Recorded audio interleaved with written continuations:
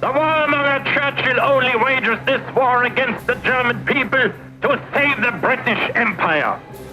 Mesmo a formidável máquina de propaganda nazista pouco podia fazer para que a posição da Alemanha não parecesse comprometida no início de outubro de 1944.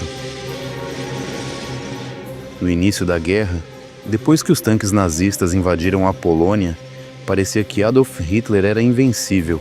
E com o passar do tempo, isso era algo que o Führer alemão não apenas acreditava, mas também considerava um fato.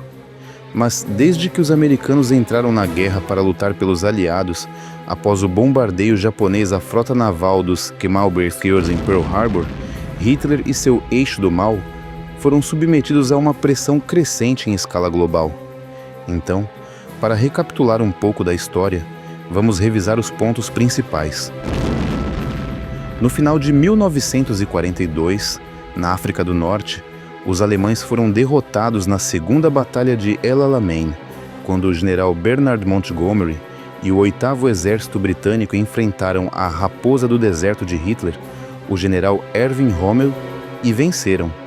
A determinação de Montgomery era igual à demonstrada pelos alemães até então, como exemplificado na véspera de uma batalha anterior, quando ele destruiu todos os planos de contingência para a retirada, dizendo a seus oficiais: "Se formos atacados, não haverá retirada. Se não pudermos permanecer aqui vivos, permaneceremos aqui mortos."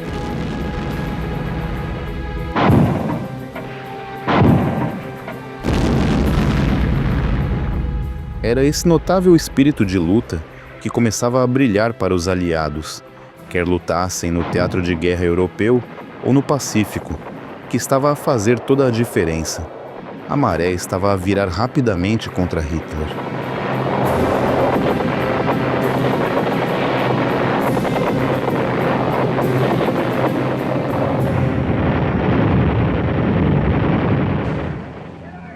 Enfrentar o poder do Exército Vermelho Soviético em 1941 também resultou em Adolf Hitler tendo mais luta do que esperava. Seus planos de derrotar a Rússia de forma rápida e decisiva durante os meses de verão antes do início do rigoroso inverno soviético foram frustrados quando os invasores alemães enfrentaram uma resistência feroz.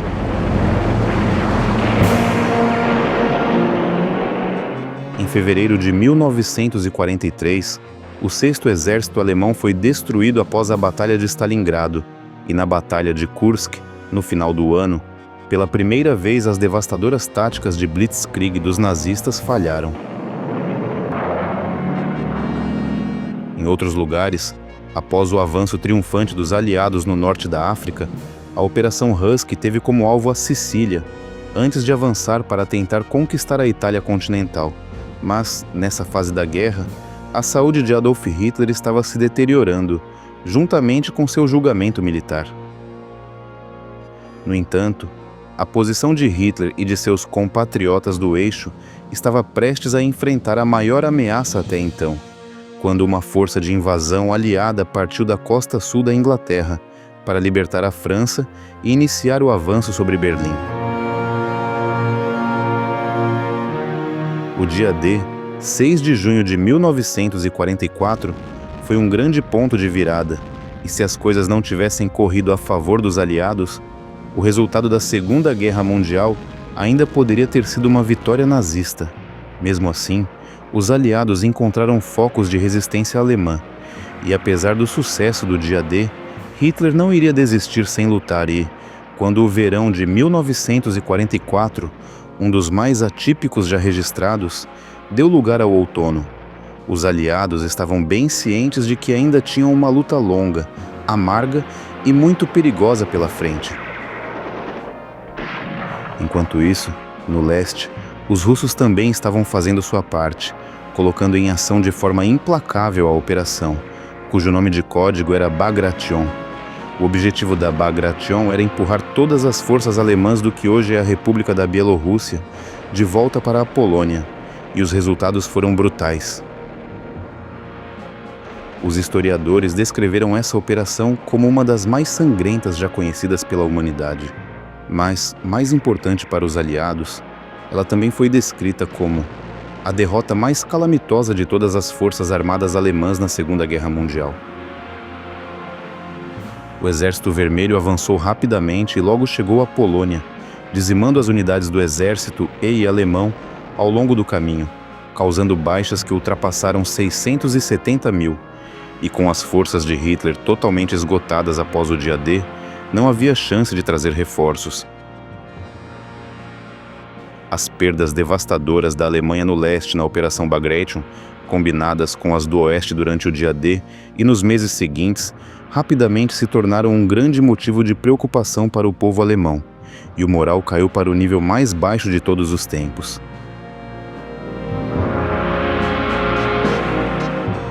Hitler precisava fazer algo, e rápido, para provar que os nazistas ainda estavam no controle, e ele revelou sua arma secreta.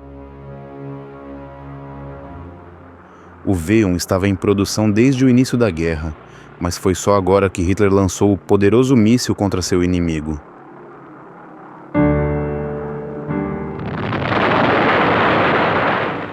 Hitler concentrou os V1s em Londres, onde causaram imensos danos.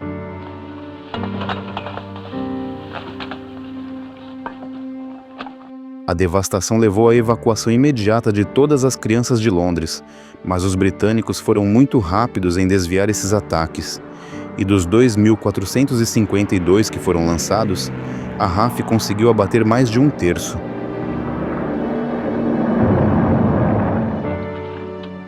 No entanto, um bloqueio de informações pela imprensa britânica fez com que os alemães não tivessem ideia do sucesso dos ataques e, embora mortal, a arma secreta de Hitler chegou tarde demais para lhe garantir a vitória na guerra.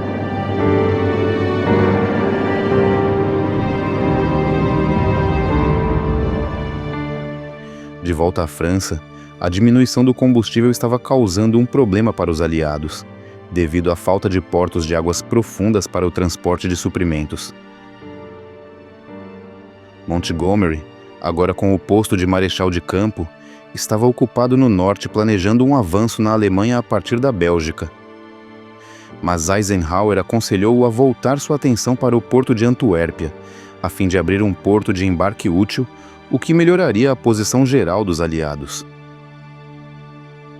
Montgomery, sempre difícil de comandar, seguiu em frente com o avanço que havia planejado, usando a desculpa de que a estratégia de Eisenhower precisava de um suprimento de combate, o que na época era inviável.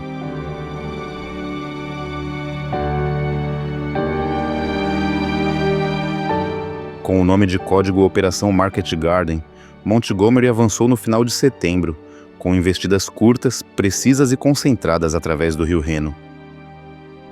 O Reno era uma das maiores barreiras naturais que se interpunha entre os aliados e a Alemanha.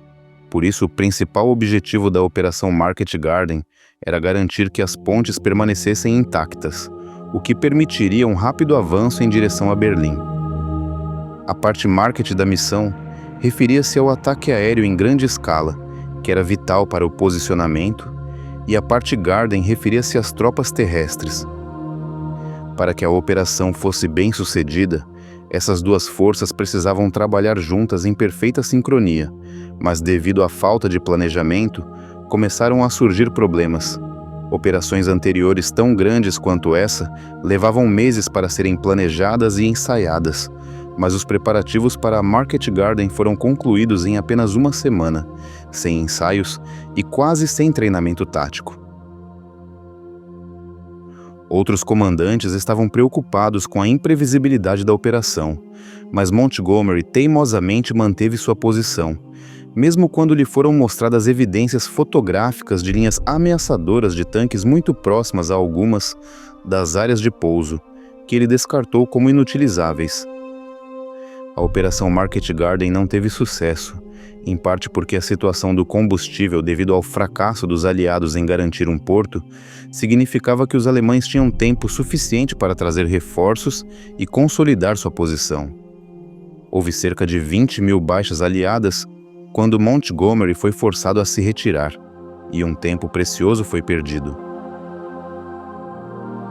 Agora era vital encontrar uma solução para o problema do combustível, porque sem uma rota de abastecimento estável, o avanço dos aliados ocidentais para Berlim seria seriamente frustrado.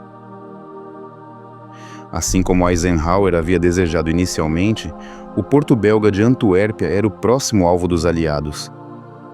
Mas quando a batalha acirrada do Scheldt começou, estava longe de ser uma tarefa fácil para os aliados.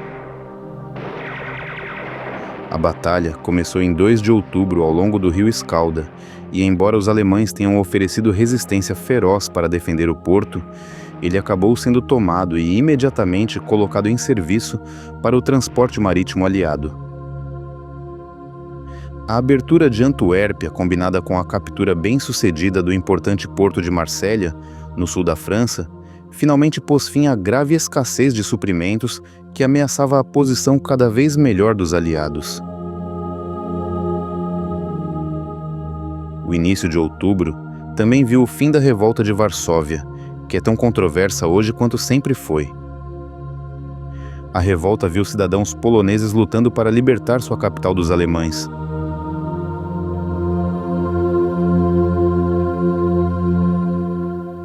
Foi uma parte importante da Operação Tempestade do Exército Nacional Polonês, que tinha como objetivo libertar a Polônia dos nazistas antes que os soviéticos pudessem assumir o controle. No entanto, logo ficou claro que Varsóvia estava muito bem protegida para os poloneses lutarem sozinhos, dando aos russos a oportunidade perfeita para acertar contas antigas. Após Bagration, o Exército Vermelho estava a menos de 10 quilômetros do exército polonês, que lutava arduamente quando recebeu ordens para parar abruptamente. Os soviéticos assistiram enquanto os poloneses continuavam a travar uma batalha sangrenta por 64 dias, antes de finalmente acenarem a bandeira branca da rendição. No centro da controvérsia está a especulação sobre o motivo pelo qual o líder russo, Joseph Stalin, não ajudou o exército polonês.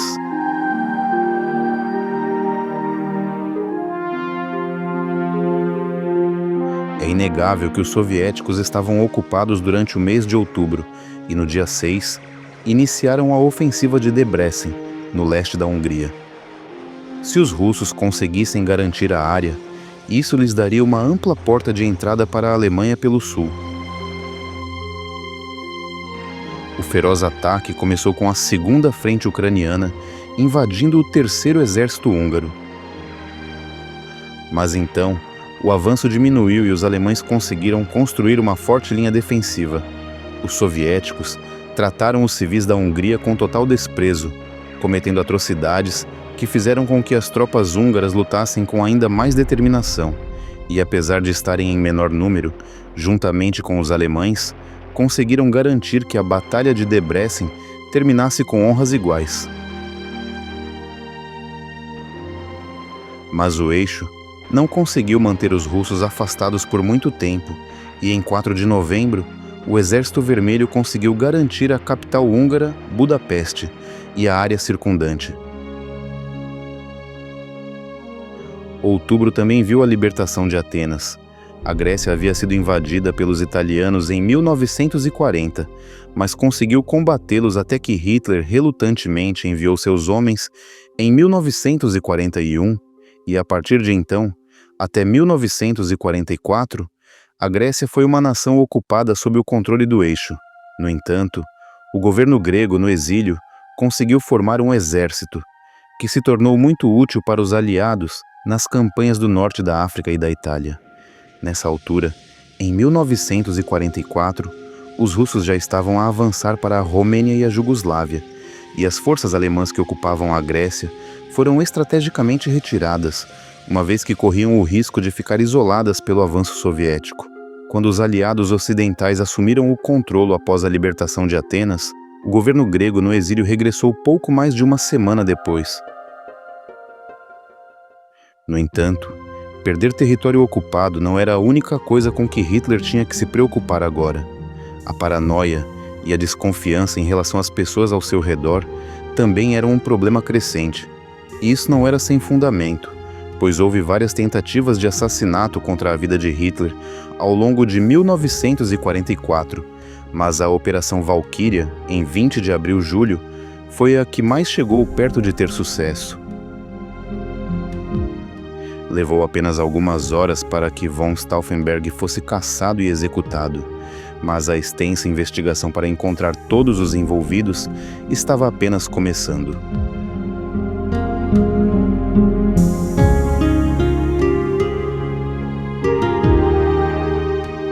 A brutalidade com que os acusados foram tratados não teve limites, e até mesmo alguns dos colaboradores mais próximos de Hitler foram implicados na conspiração.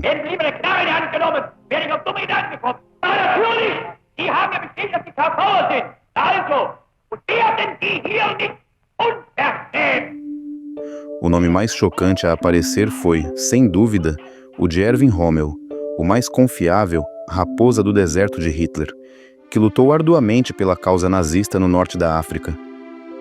Rommel foi então escolhido para uma distinção ainda maior, pois ficou óbvio, no final de 1943 e início de 1944, que uma invasão aliada da França estava se tornando cada vez mais provável, e ele recebeu a tarefa de defender a costa francesa. Em 17 de julho, um ataque aéreo resultou no bombardeio do carro de Rommel, e ele foi hospitalizado com ferimentos graves na cabeça. Durante sua carreira militar, Rommel sempre se opôs a alguns elementos do regime nazista, especialmente o maltrato aos judeus, e quando se tratou das investigações após a tentativa de assassinato de 20 de julho, a raposa do deserto ficou sob suspeita. Quando documentos da sede do golpe foram localizados, o nome de Rommel estava lá, não apenas como um potencial apoiador, mas também como um possível líder, caso o assassinato e a subsequente tomada do poder fossem bem-sucedidos. Embora não houvesse provas concretas de que os conspiradores tivessem se comunicado com Rommel, os inquisidores nazistas estavam investigando o caso do homem ferido. Infelizmente, enquanto Rommel se recuperava no hospital, ele havia falado abertamente sobre sua insatisfação com alguns elementos do regime de Hitler, e isso foi considerado uma prova positiva de que ele era um traidor da causa. O chefe da chancelaria do partido nazista, Martin Bormann, estava convencido de que Rommel era culpado e pressionou para que o caso fosse levado ao Tribunal Popular, mas em 14 de outubro de 1944, Rommel recebeu a visita de 2 oficiais nazistas que tinham uma proposta para ele considerar. Rommel era naturalmente muito respeitado e um herói do povo alemão, e foi por isso que, sem dúvida, lhe foi dada uma escolha. Os oficiais informaram-no de que ele poderia enfrentar Bormann e o Tribunal Popular, o que também significaria o julgamento de sua família e equipe, ou poderia tirar a própria vida. A segunda opção significaria que Rommel receberia um funeral de Estado, sua família receberia uma pensão integral e sua morte seria relatada como a de um patriota. Rommel se despediu de sua família e partiu com os 2 oficiais que, poucas horas depois, ligaram para sua esposa para dizer que seu marido estava morto. O povo alemão foi informado de que Rommel havia morrido de um ataque cardíaco e, como prometido, ele foi enterrado com todas as honras militares, com Hitler enviando o marechal de campo von Rundstedt como seu representante. Mas, enquanto Rommel era sepultado, a primeira grande batalha a ocorrer em solo alemão estava em pleno andamento em Aachen. A Batalha de Aachen começou em 2 de outubro, com os alemães lutando ferozmente para defender sua cidade, que estava sob ataque dos americanos. Ironicamente, durante o mês de setembro, o comandante alemão da cidade de Aachen percebeu que seus homens estavam em grande desvantagem numérica e ofereceu-se para se render aos americanos que avançavam. De alguma forma, em vez de ir para os aliados, a carta de rendição foi entregue a Adolf Hitler e o infeliz comandante foi imediatamente preso, e reforços alemães foram enviados. Apesar da luta corajosa dos alemães, seus esforços foram em vão. Com os americanos detendo quase 90 mil soldados a mais que seus inimigos, a batalha seria, no mínimo, desigual. Mas, como os alemães estavam em seu próprio território, eles conseguiram manter suas linhas por um tempo, além de infligir pesadas baixas aos americanos antes de sua inevitável derrota. Quando a batalha terminou com uma vitória decisiva dos aliados em 21 de outubro, as baixas de ambos os lados estavam na casa dos 5.000, mas como os alemães também tiveram 5.600 de seus homens capturados, foi um preço alto a pagar em uma batalha cujo resultado já era conhecido.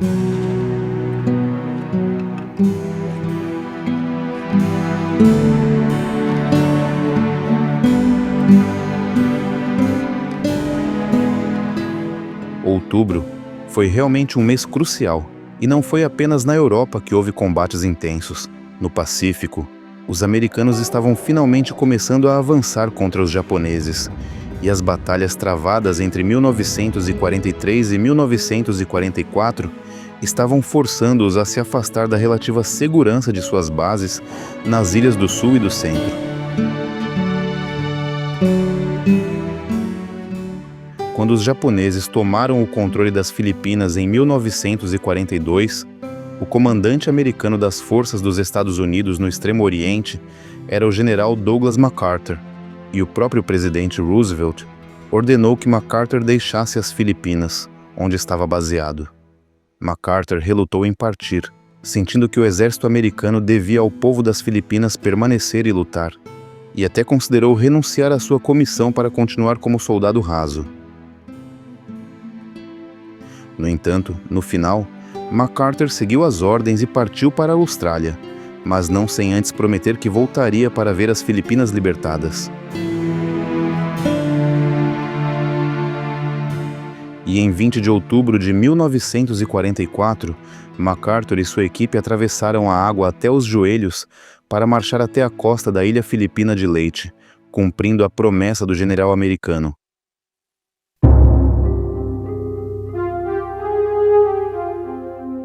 A Batalha do Golfo de Leyte, um corpo de água a leste da ilha de, envolveu as marinhas dos Estados Unidos e do Império Japonês e durou de 23 a 26 de outubro.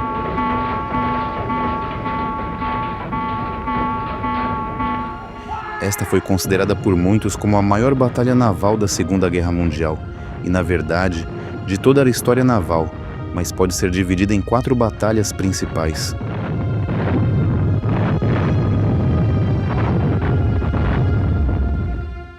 O almirante William Halsey estava no comando dos americanos, e seu planejamento minucioso, combinado com uma liderança determinada, fez com que, no dia 26, os aliados tivessem garantido uma vitória decisiva, apesar de terem sido alvo dos primeiros bombardeios kamikaze organizados da história.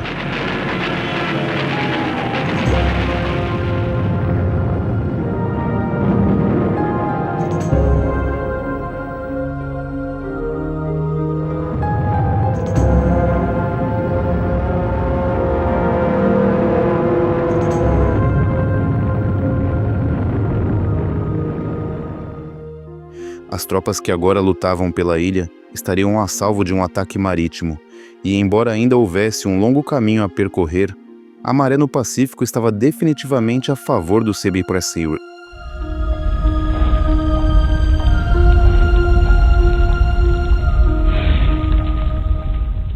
No entanto, embora o resultado no Pacífico ainda estivesse longe de ser certo, os aliados ocidentais começavam a acreditar que a vitória na Europa e o fim do reinado de terror de Hitler estavam à vista.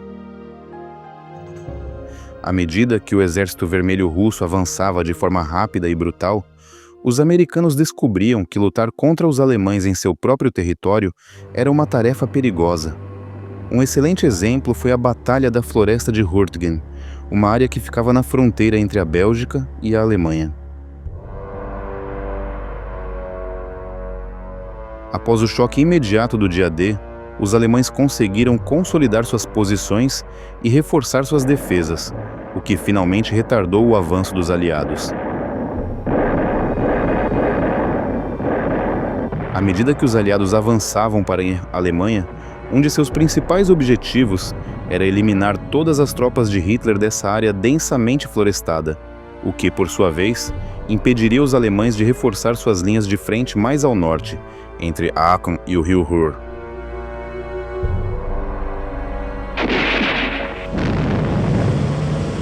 O combate começou em 19 de setembro e se tornou a batalha mais longa em solo alemão na Segunda Guerra Mundial. Também estava destinado a se tornar a batalha mais longa da história dos Estados Unidos. E como os acontecimentos só seriam concluídos em fevereiro de 1945, esses realmente foram os estágios iniciais.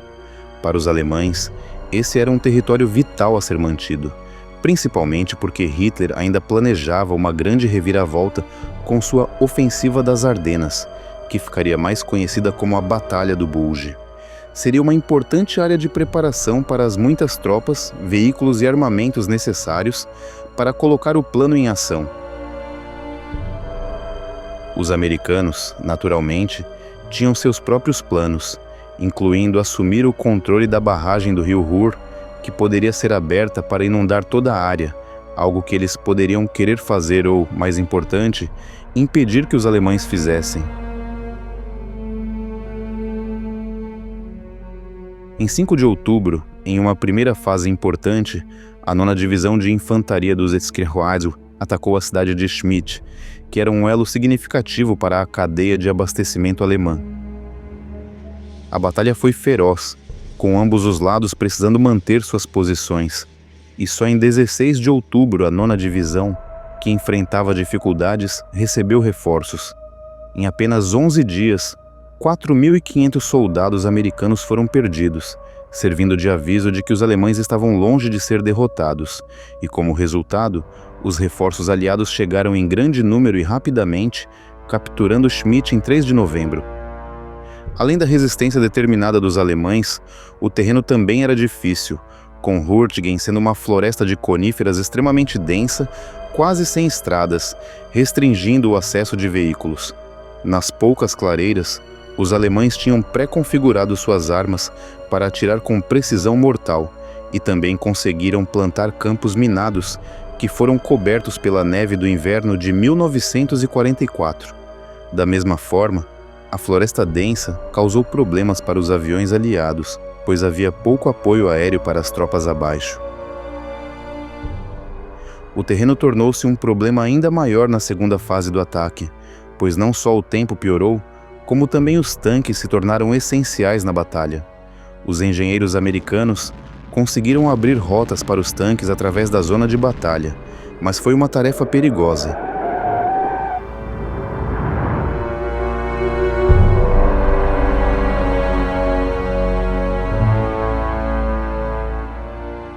Enquanto a batalha continuava, o tempo e as condições de combate deterioraram-se, e muitas vidas foram perdidas, simplesmente como resultado de queimaduras pelo frio, pé de trincheira e exaustão total.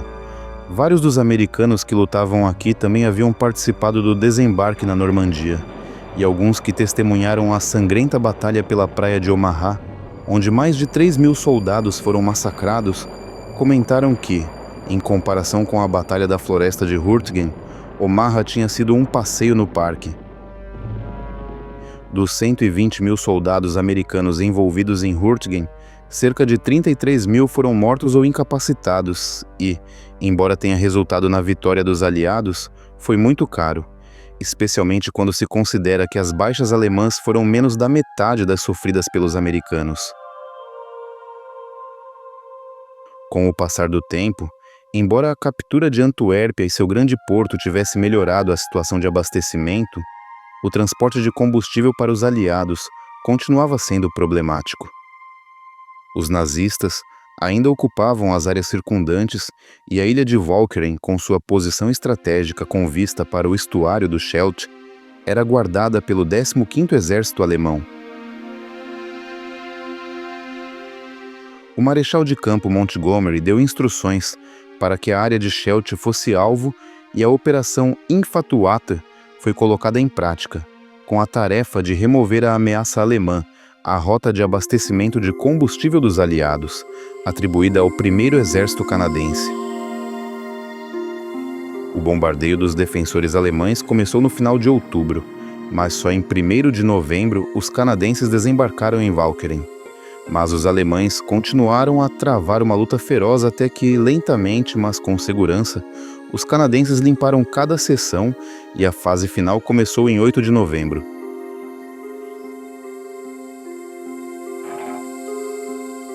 Após dias de intensos combates, cerca de 40.000 soldados alemães da ilha de Walcheren e arredores se renderam quando os soldados canadenses completaram sua missão. No final de novembro, o porto de Antuérpia estava em pleno funcionamento e o abastecimento de combustível dos aliados não era mais uma preocupação. Pouco depois do desembarque anfíbio dos aliados em Walcheren, outros portos também foram capturados, e à medida que o número aumentava, a posição dos aliados se tornava mais forte.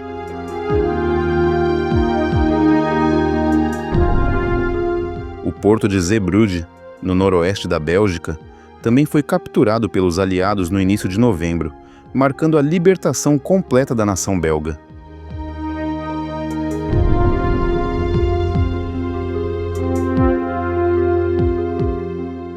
Certamente era uma má notícia para Hitler e sua visão de um Reich de 1000 anos, mas o Führer alemão ainda não estava pronto para desistir de seus sonhos de dominação mundial. Mais uma vez, ele voltou sua atenção para atacar a Grã-Bretanha, lançando o novo e aprimorado míssil V2 sobre Londres.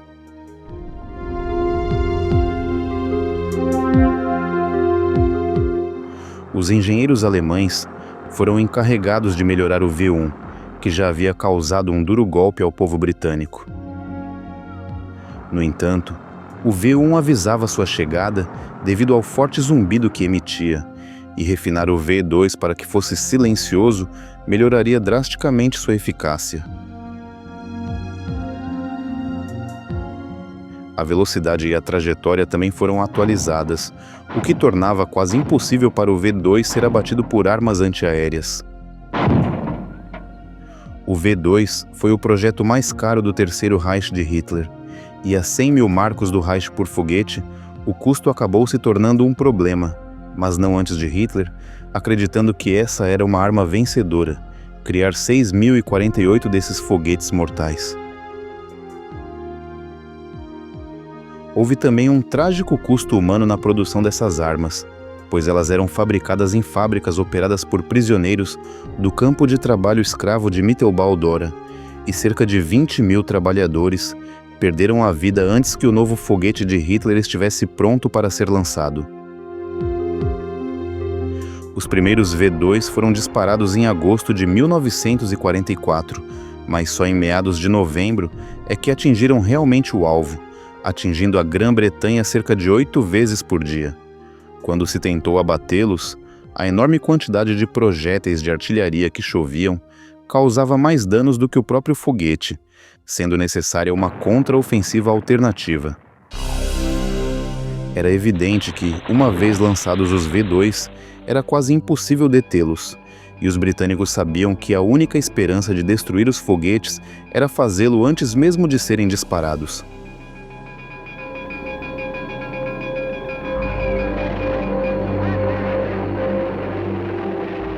Inicialmente, a RAF tentou bombardear as bases móveis de lançamento dos V2, mas isso revelou-se proibitivamente caro, numa altura em que era vital conservar recursos valiosos. O plano seguinte, posto em prática, consistia em desinformar os alemães sobre as direções em que deveriam lançar as suas armas.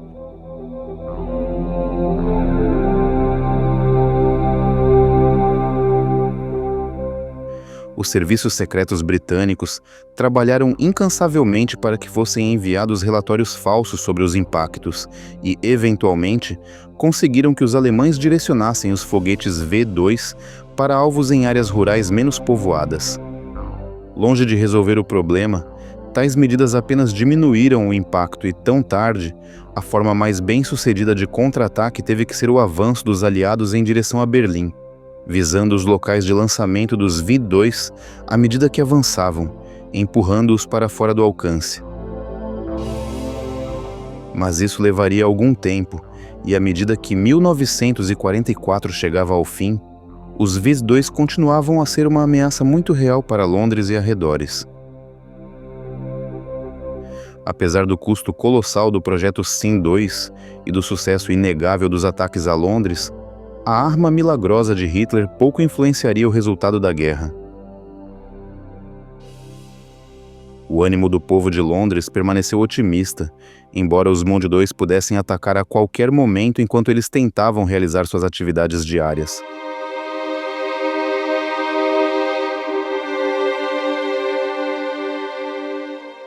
Mais de 150 clientes e funcionários foram mortos em uma única explosão de V-2 em uma loja Woolworths, e no total, os V-2 ceifaram a vida de 2.754 civis britânicos e feriram outros 6.500. Como dispositivo para punir seus inimigos, os V-2 de Hitler eram certamente eficazes, mas quando se tratava de convencer seus apoiadores de que as potências do eixo ainda poderiam vencer a guerra, apesar de atingir alvo após alvo, os V-2 ficaram aquém do esperado.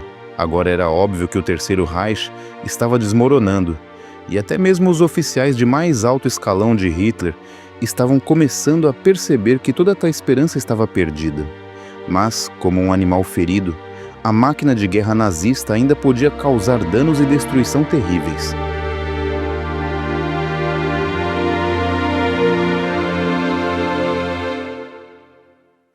Hitler estava determinado a continuar lutando, e à medida que a posição alemã era cuidadosamente analisada, planos foram traçados para uma última resistência, mas seria uma tarefa enorme para as tropas restantes.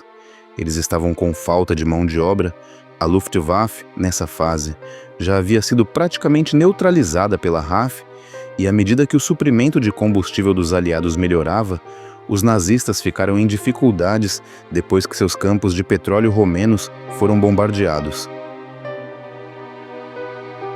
Hitler sabia que precisava fazer algo grande. Mesmo ficando cada vez mais irracional, ele deve ter percebido que uma vitória total era impossível, mas acreditava que poderia defender a Alemanha a longo prazo se neutralizasse a frente ocidental a curto prazo. Como já havia sido comprovado, as unidades alemãs enfraquecidas não eram páreo para o brutal exército vermelho russo, pois seu número era muito grande. Assim, Hitler voltou sua atenção para um plano que dividiria os aliados, destacando as dificuldades que eles enfrentariam para negociar acordos pós-guerra.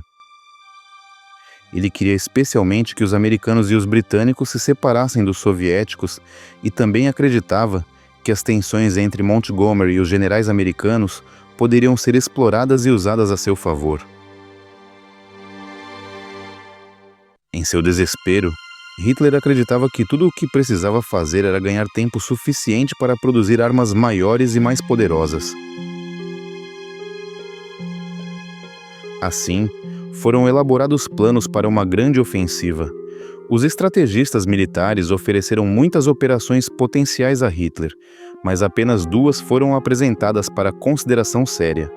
Ambas tinham como alvo o exército americano, pois Hitler acreditava que o público americano, que havia relutado em apoiar os planos de Roosevelt de entrar na guerra nos primeiros dias, exigiria a retirada de seus maridos e irmãos do conflito europeu, se eles sofressem pesadas perdas e fossem derrotados em uma grande batalha.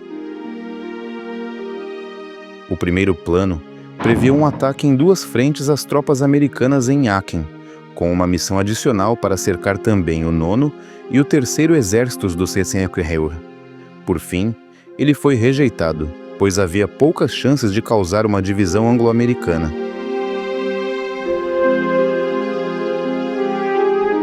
O segundo plano, no entanto, tinha um alcance muito maior.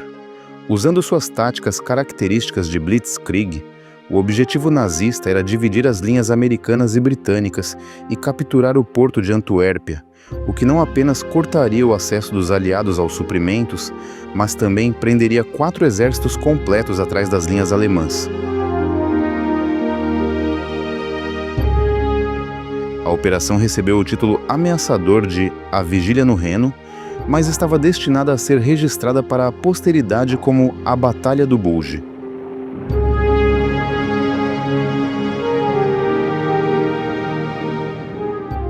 Em setembro de 1944, a área de ataque foi discutida em detalhes. Hitler insistiu em usar as Ardenas como área de preparação para a batalha. O sucesso aqui na Batalha da França em 1940 tinha sido crucial, e era improvável que os aliados suspeitassem de um ataque nazista vindo desta região, pois estavam concentrados em seu próprio avanço em direção a Berlim. Muitos dos comandantes de Hitler eram contra a Vigília no Reno por várias razões diferentes. Alguns achavam que o terreno montanhoso era simplesmente muito desafiador. Outros estavam preocupados que, se o tempo estivesse bom, a poderosa presença aérea aliada seria capaz de atingir as forças terrestres alemãs com incrível facilidade e, com a Luftwaffe incapaz de competir nos céus, o plano teria poucas chances de sucesso. Até mesmo os comandantes encarregados da operação também tinham dúvidas.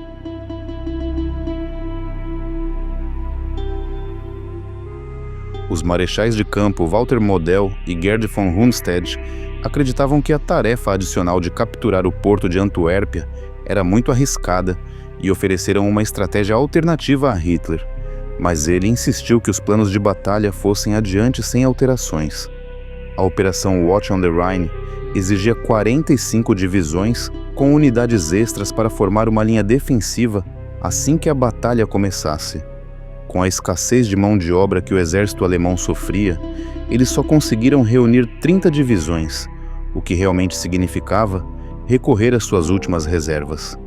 Divisões completas de veteranos de guerra e jovens recrutas foram agrupadas, o que, se a situação não fosse tão desesperadora, teria sido descartado como inadequado para o serviço ativo. Essa era realmente a última chance de Hitler salvar algo de anos de combate, e ele não tinha escolha a não ser arriscar tudo.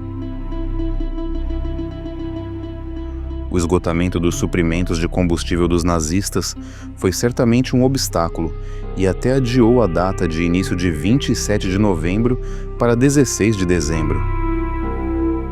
Mas essa era a data mais tardia possível para que o ataque aos americanos tivesse alguma chance de sucesso, e Hitler não podia se dar ao luxo de mais atrasos. A inteligência alemã calculou que a data mais provável para um ataque soviético, para abrir o caminho para Berlim, seria 20 de dezembro.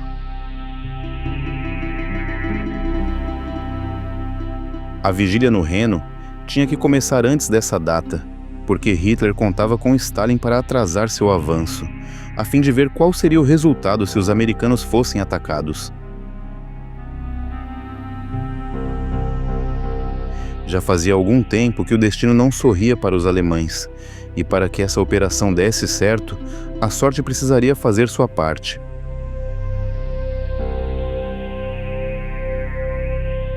Para começar, a densa neblina que cobria a zona de guerra era uma ótima notícia para os alemães, pois significava que o apoio aéreo dos aliados teria pouca influência na batalha.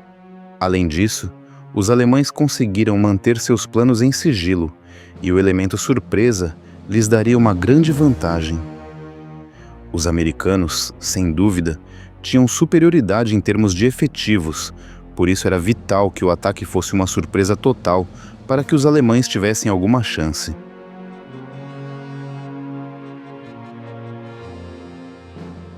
Desde que a tentativa de assassinato de Hitler por von Stauffenberg quase deu certo em julho, a segurança foi reforçada, mas as questões relacionadas à ofensiva das Ardenas foram rastreadas e controladas para evitar que qualquer informação fosse vazada para o inimigo.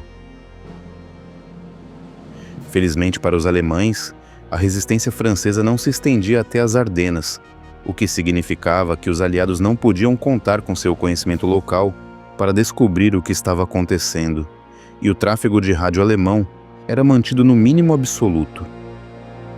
Em vez disso, os comandantes usavam telefones, telégrafos e teleimpressoras para organizar manobras e comunicações, o que significava que um dos recursos mais valiosos dos aliados até então O Ultra, que normalmente interceptava todas as operações alemãs, tornou-se quase inútil.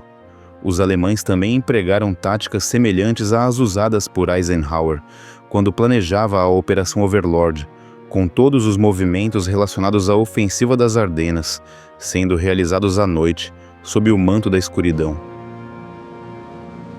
No entanto, apesar dos esforços dos comandantes, chegou ao conhecimento da inteligência aliada a possibilidade de uma operação ofensiva alemã em grande escala. Mas os aliados não conseguiam ver como tal curso de ação seria possível para os nazistas quase derrotados, e os avisos foram ignorados enquanto eles seguiam com seus próprios planos, avançando cada vez mais em direção a Berlim. Como consequência, houve pouco reconhecimento aéreo realizado pelos aliados, e o plano mestre de Hitler passou literalmente despercebido. Por volta das 5 horas da manhã de 16 de dezembro, foi lançado um bombardeio devastador contra as tropas americanas desprevenidas baseadas nas Ardenas.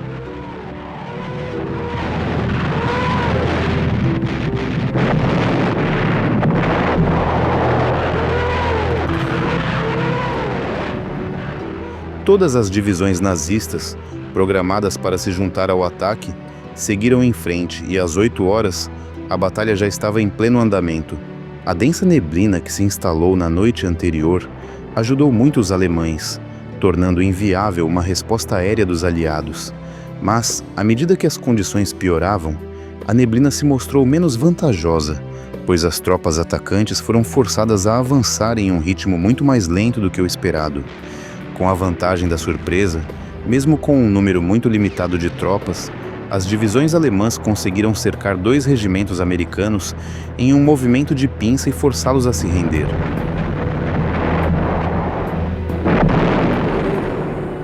Ao redor, os combates se intensificaram e a violenta batalha continuou, enquanto o tempo piorava cada vez mais e o avanço alemão diminuía ainda mais. Tudo começou a ficar atrasado, e como os americanos agora estavam bem cientes do que estava acontecendo, enquanto recuavam, eles explodiram pontes e depósitos de combustível ao longo do caminho, o que retardou ainda mais o avanço dos alemães.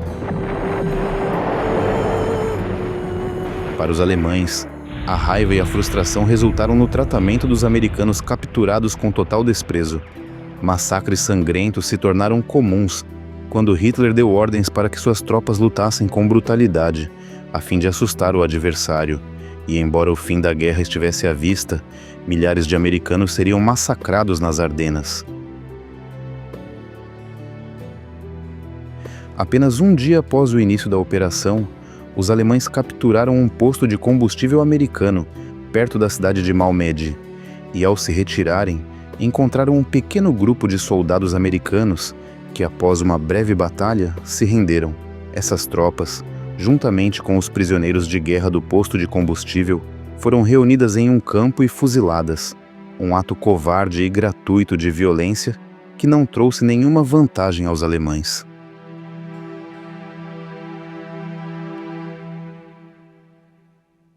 Este ato fútil de brutalidade acabou por ser tratado como um crime de guerra, e o massacre de Malmedy, como ficou conhecido, foi julgado em 16 de maio de 1946, e o comandante responsável por ordenar a atrocidade foi condenado à morte por enforcamento, juntamente com outros 42 membros da sua divisão.